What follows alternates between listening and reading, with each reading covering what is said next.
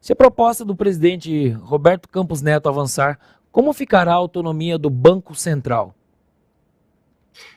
Então, Anselmo, a gente já está cansado de saber, careca de saber, né, ou deveria, que o que está escrito no papel nem sempre é praticado. A Constituição tem lá um monte de artigos que estão sendo rasgados pelos guardiões da Constituição.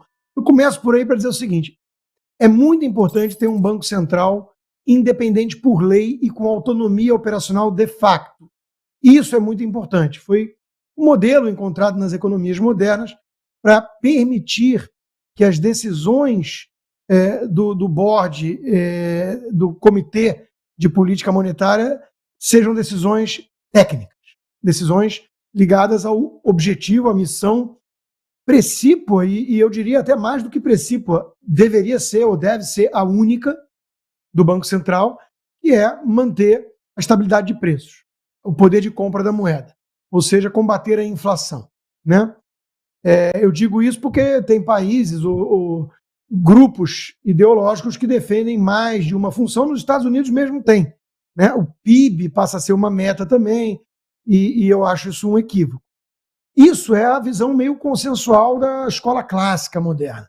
Eu posso abrir, o Cogos vai falar depois de mim, a gente pode discutir dentro da escola austríaca que ele mencionou as divisões, né? Tem gente que defende o padrão ouro, tem gente que defende o free banking, que moedas sejam privadas e acabe a estatização da moeda. Então existem várias discussões, algumas parecem mais utópicas ou fora da realidade, pelo menos atual.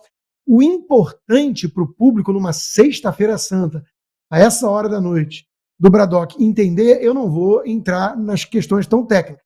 O importante é, atenção, a politização de Banco Central sempre foi a maior ameaça à inflação. Por quê? Os governos são perdulários, eles são míopes, querem gastar como se não houvesse amanhã para os seus fins políticos.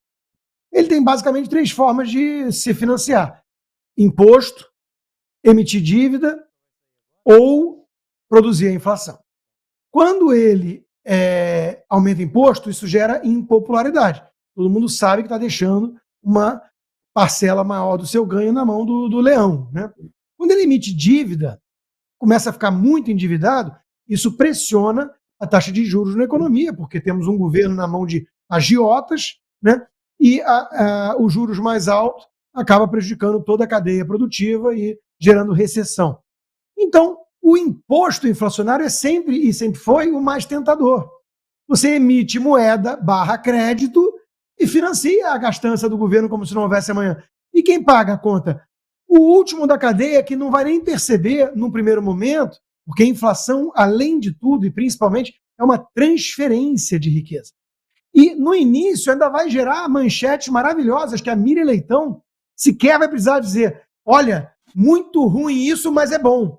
Ela vai dizer o seguinte: olha como está tudo bem, porque gera uma bonança artificial e um período de lua de mel e de ilusão de que está tudo melhorando, porque é um processo inflacionário em curso. Então é muito importante entender de forma muito resumida isso aqui, porque o Banco Central rachou com a política, e isso foi o consenso moderno, e, inclusive descasando mandatos, né, de 2 anos o presidente indicou, passa lá na sabatina, sei lá o quê, mas 2 anos depois é outro presidente do Banco Central, mas o mesmo presidente político, porque é para o cara ter independência junto com o comitê para não cair na tentação de ficar financiando essa gastança do governo.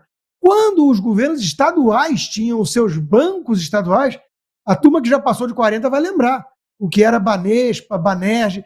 Eles eram os produtores de inflação local nos estados, por conta desse mecanismo, de forma muito resumida aqui explicado. Então, o Banco Central ser empresa pública, sei lá o que ou não, se é o Roberto Campos Neto que está defendendo, ele tem lá os motivos dele, ele é alguém que entende tudo isso que eu falei e defende isso, né? Ele sabe do perigo que é a captura de um Banco Central, e olha como começou o governo do PT, culpando como bode expiatório o Banco Central por tudo, falando do voluntarismo em reduzir a taxa de juros, independentemente da questão técnica, da pressão sobre os preços, né? Por quê? Porque são governos inflacionários. Os desenvolvimentistas, a esquerda em geral, sempre foi inflacionária. ela sempre viu no caminho da inflação uma, digamos assim, uma escapatória perfeita para o seu desejo de gastar como se não houvesse amanhã e não ter que ficar subindo imposto, porque gera reação, ou dívida.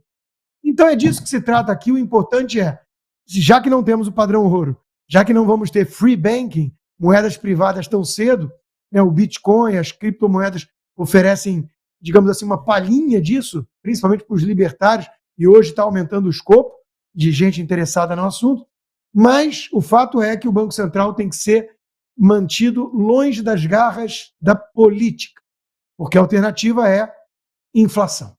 De segunda a sexta, às 20 horas, horário de Brasília.